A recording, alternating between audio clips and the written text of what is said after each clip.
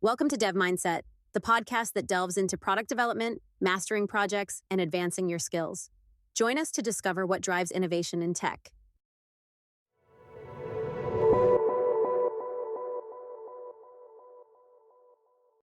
All right, so picture this, right?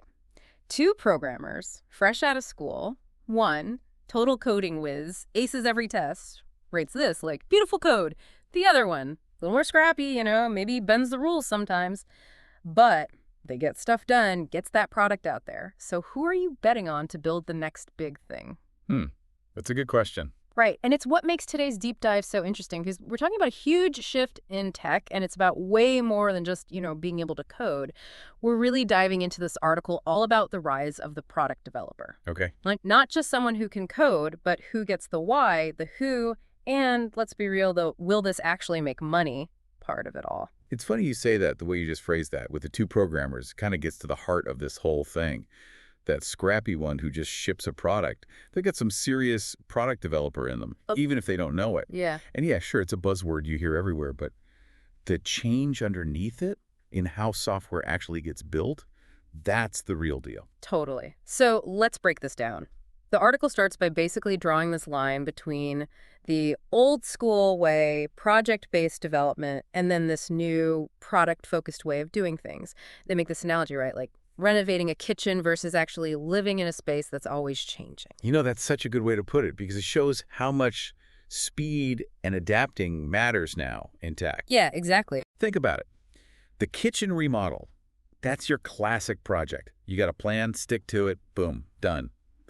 But with tech, stuff changes constantly. Users want new things, and the whole market demands something different every week.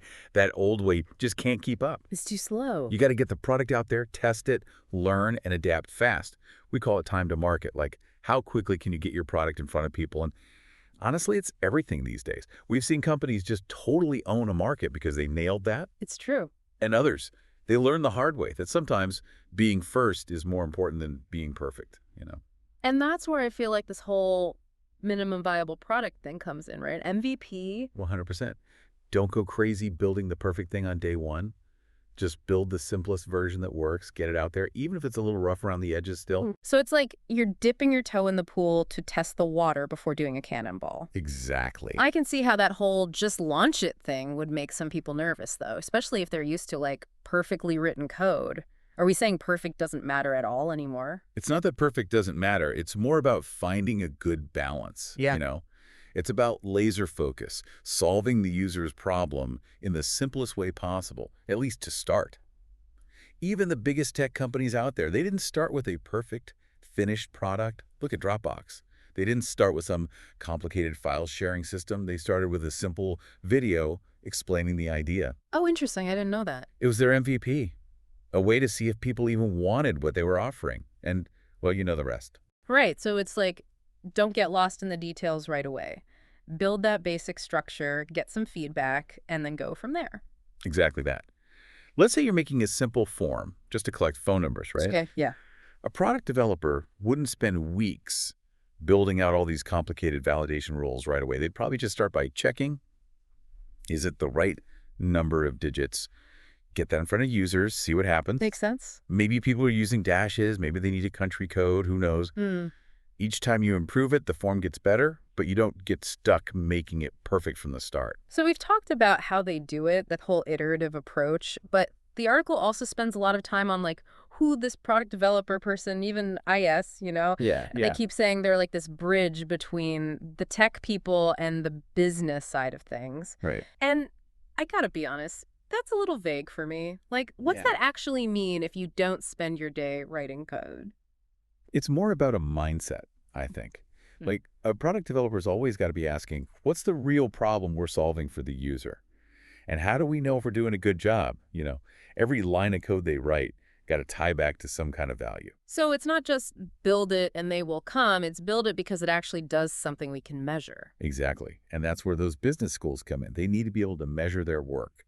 Is this new feature actually making people use the product more? Are people actually buying more stuff because of it? Are people calling customer support less? That's how they figure out the value. And they need to be able to challenge everyone else too. Just because you can build something doesn't mean you should. Does it actually solve a user's problem? Does it even make sense for what the whole company's trying to do? This makes me wonder, though, like, could someone like me, who knows nothing about tech, could I actually use this kind of thinking, too? Oh, for sure. This whole product development thing, it's not just for software. Being user-focused, delivering actual value, iterating, experimenting, that works no matter what you're making. So how do we actually DO that, then? The article had some pretty specific tips, if I remember right. Yeah, it comes down to a few things. First, got to zoom out, see the big picture. What are your team's goals? What about your whole department? The entire company even? Right. Then you got to figure out what success means for you within that bigger picture. How does your work actually help move things forward? And then finally, don't be afraid to take some risks. Calculated ones, of course. Yeah, calculated being the key word there, I'm assuming. Of course. We're not talking about changing things randomly and hoping for the best. Yeah. It's got to be like, I have this idea, I'm going to test it out carefully and let the data tell me what to do next. So how do we actually apply that experimental mindset without, turning our whole workplace upside down? Right. What if I want to dip my toes in before I cannonball into the deep end, so to speak? That's a good question. And it reminded me of something from this article that talks about this point, right? Where companies, they hit this point where having a product developer, it's not just a bonus anymore, it's like essential. Right. They become mission critical. Like the missing piece they didn't even know they needed, Yeah. It makes sense, though, when you think about it. As companies get bigger, the problems they're trying to solve, they get way more complicated. So you need people who get the tech stuff, but also the strategy, the big picture. Someone who can go back and forth between what users want and what the business actually needs. That's the sweet spot. So is this article saying we're all becoming product developers now, even if, that's not our actual job title? It's an interesting thought, right? The more tech-driven the world gets, the more valuable it is to think this way. Being able to figure out what users need, being flexible, adapting quickly, that works everywhere, not just at a tech company. It's less about coding itself and more just like a way of thinking, a way of working. So whether you're building an app or marketing a product or, I don't know, even running a bakery, it's about solving the right problems, testing out your ideas, and always trying to make things better. Exactly. Yeah. This is the future of work right here.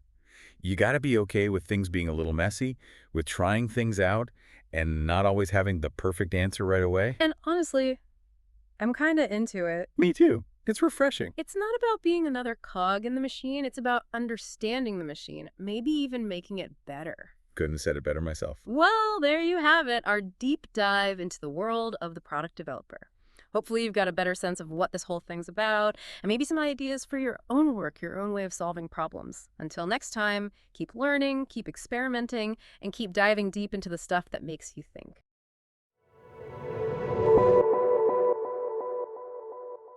Subscribe to Dev Mindset and keep learning with us. Until next time.